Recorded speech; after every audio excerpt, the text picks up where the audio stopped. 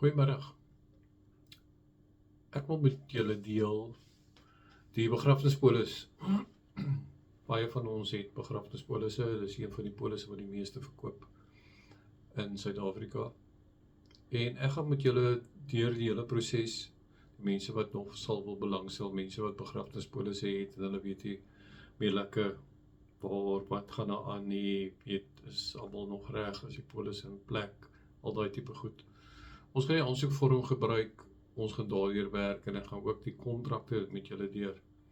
En dan gaan ek daarna vir mense deurvat, die wat sal belangstel om van hierdie produkte te bemark en hoe jy in die finansiële bedryf kom. Wat is nodig van jou as persoon, waarna kyk hulle en wat se kwalifikasies jy moet hê, jou tipe persoonlikheid, daai tipe ding. En ek is nou, ek gaan met julle deel wat ek in die laaste 35 jaar gedoen het. Ek is nou gelukkig met pensioen en ek sal graag my kennis met julle wil deel. Ek sal optree as namens of as Uncle G. Ek gaan my video's gaan ek Afrikaans en Engels maak en ons gaan op YouTube wees. Ek beplan om so die begin van Januarie hulle te begin plaas. So as jy vir my, kom ons follow, dan gaan jy verseker wees, jy kry elke nuwe video wat ek plaas. Ek gaan die hele versekeringsbedryf dek, ek gaan ander produkte ook dek, wat nie net begrafnispolis is.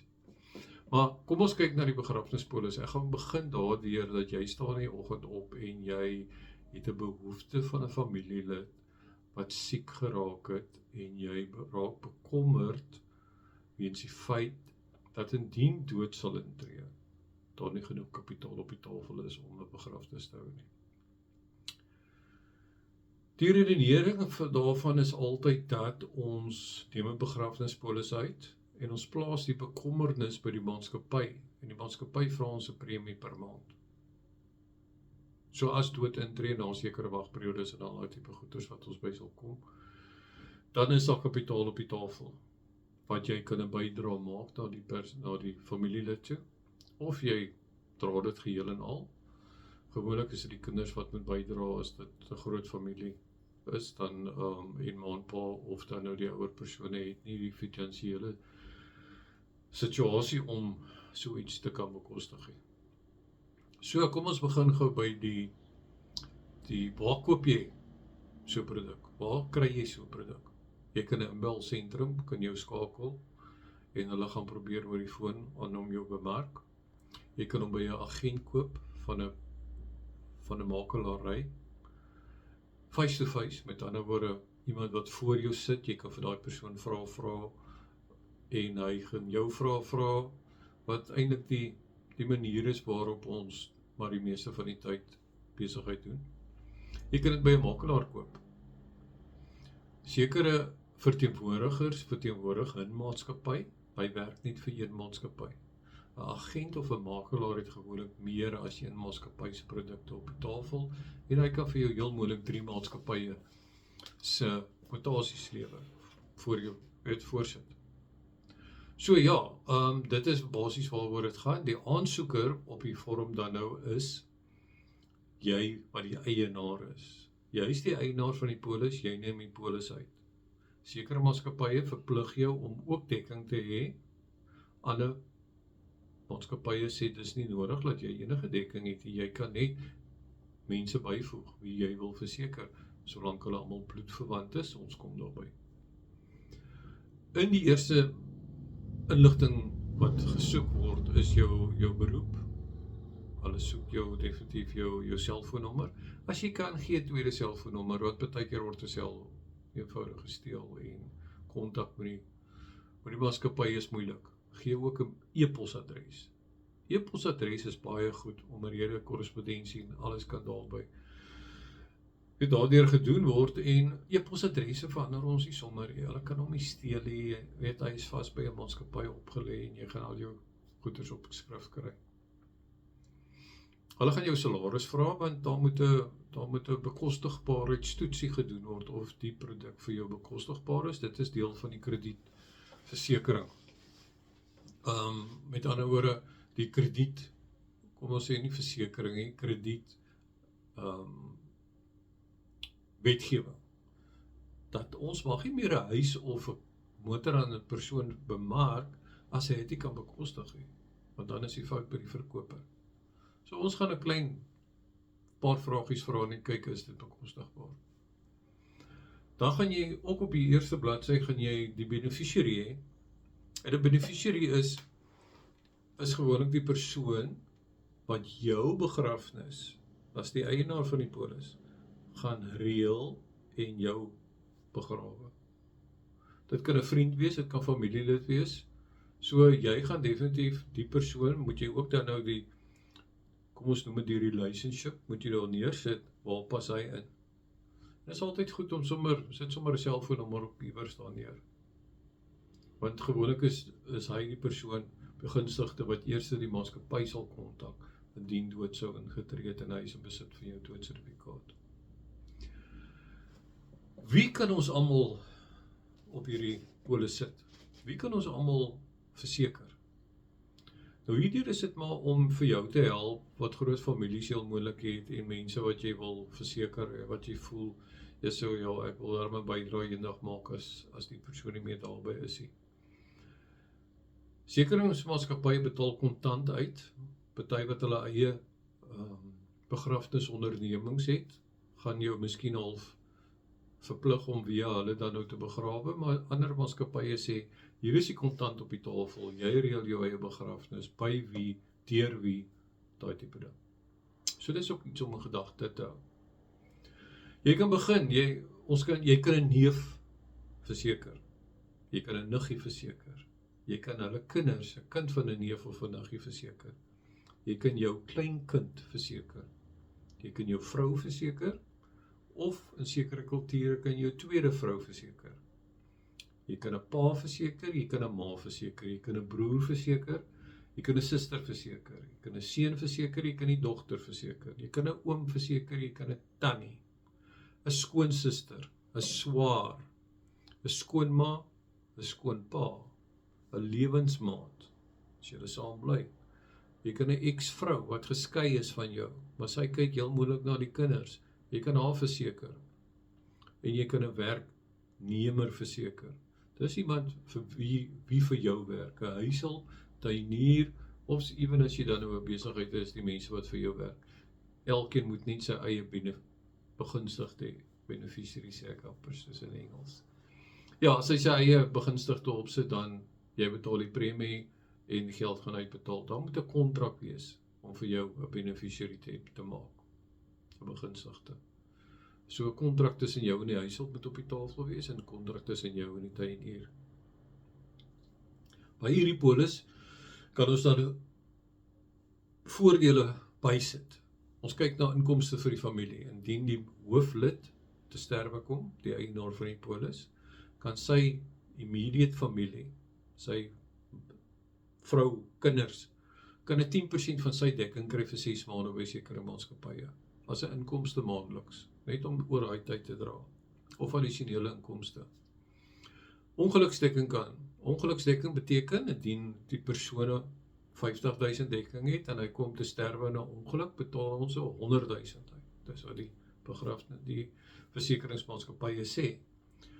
Jy het 'n retrenchment, dan word as jy af sou betaal word, het jy daai voordeel dat jou premies kan vir 'n sekere aantal maande gevries word, alhoewel die dekking gaan nog voort. Die wagperiode gaan nie weer van die begin af moet begin nie. Jy het 'n premieverhoging wat verpligtend is, meestal verpligtend, dis 'n 4, 7 of 'n 6, 10%. Dit beteken dat jou premie gaan elke jaar op, maar jou dekking groei ook met daai persentasiepunt.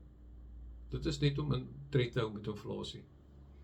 Dan het ons 'n volop betaalmaking. Jy kan 'n voordeel kies wat jy sê, hoor hierso, ek wil my polis, as ek te sterwe kom, moet my mense gedek wees, almal sonder 'n premie. Want ek het hulle gaan nie geld hê om te betaal nie. So jy het 'n volop betaalmakings addisionele voordeel wat jy ook kan uitneem, wat vir jou 'n paar rand kan kos. Dan het ons 'n grafsteen.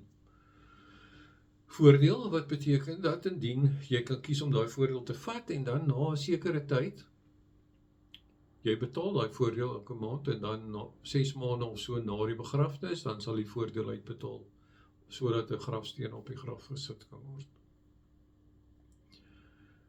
Daar's geen wagperiode, ten minste geen medies op hierdie polisie. Okay? So omrede hulle nie mediese vrae vir jou vra nie, kan die eienaar van die polis of mense wat jy dek baie siek wees, die dag as jy hom op 'n begrafnispolis plaas. So daar is 'n 6 maande wagperiode ingebou. Hy moet net nie voor 6 maande te sterwe kom nie. Die ander voordeel is, as 'n ongeluksdekking sal uitbetaal voor die 6 maande om is. Dan kan jy in 'n ongeluk te sterwe kom en dan betaal daar 'n bedrag uit. Die geld eis word gewoonlik so tussen 3 ure en 48 ure uitbetaal. Sekere maatskappye sal op 3 ure, sekere maatskappye druk vir 48 uur, party maatskappye sê 'n bietjie langer, maar die going rate is basies so 48 uur. Dit sal in die toekoms, ek vermoed die teen volgende jaar gaan maatskappye wees wat amper so jou wil binne 'n uur uitbetaal. Want dit is hoe jy kliënte wen. Selfmoord, gewoonlik op 'n selfmoordklousule op enige polis is 2 jaar, maar op 'n begrafnispolis moet hy net daai 6 maande hoor. So indien nou ietsie beplan soos 'n selfmoord, stel dit uit moet 6 maande. Okay, jy moet nie selfmoord pleeg voor 6 maande nie, jy moet wag tot na 6 maande. Dan kan jou familie daarom iets kry. Die verkoper wat hierdie produk aan jou voorlê, sal geregistreer wees, hy moet by die FSCA, Financiële Service Board of South Africa. Okay. Hy moet geakkrediteer wees in die produk, hy moet eksamen skryf oor sy produk, hy moet sy produk ken, en dan moet hy nodige kwalifikasies hê om te kwalifiseer as 'n verkoper van hierdie produk. Hy moet gekwalifiseerd wees dan, soos ons praat in die bedryf, om hierdie produk te bemark. Ek gaan op 'n latere stadium, as ons klaar is met die produk, en ek gaan, die volgende een sal wees weer oor nog steeds die aansoekvorm en wat ons doen met die record of advice, skoon tog maar die Engelse benamings tussenin, maar dit is waarvoor die bedryf, waarvan die bedryf praat, en is net makliker om te verduidelik en te verstaan.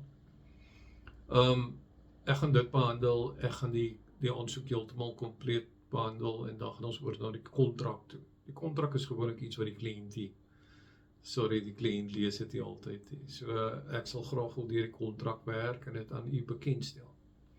Ek gaan op YouTube wees.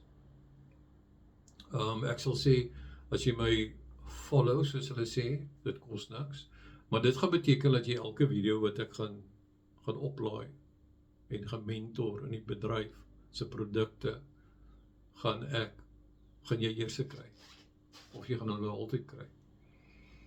Ek gaan as 'n mentor optree vir mense wat ook wil in die bedryf kom. Met my aftrede het ek omgesien na so plus minus 65 mense in die veld. So ek sal graag wil van my kennis met u wil deel, as u sou belangstel om in hierdie bedryf in te kom. So ek gaan later oor dit praat, en dan gaan ek ook definitief kyk na die ander produkte later in my video's oor spaarplanne en lewensdekkingpolisse met medies of sonder medies, en wat gebeur by eisstadium teen die verskil tussen die twee. Dit word vandag daar so baie adverteer dat daar's geen medies of die medies, jy het 'n polis uitgeneem in 'n baie kort tydjie. Ek sal dit graag wil verduidelik hoe die mense daarby kom en wat die voor- en die nadele is van sulke. Want weet al die tipe polisse. So, baie dankie dat jy bygestaan het, en volg asseblief my op YouTube. Ek gaan so van die einde van Desember af, gaan ek met my video's begin. En die mense kan my sommer noem Uncle G. Ek gaan vir skoolkinders, vir jong mense, gaan ek lewenservaring stukke maak, ek gaan persoonlikheidsontwikkeling doen, ek gaan ook bietjie adviseer wat se rigting om te gaan, hoe hierdie bedryf van ons werk, en die betaling werk, en hoe jy kan dan nou geld maak. Dis nie nodig dat 'n mens sonder werk sit nie. Daar is ander maniere om ook net jou self te bemark en ook geld te maak. So tot volgende keer. Goed gaan. Sien weer.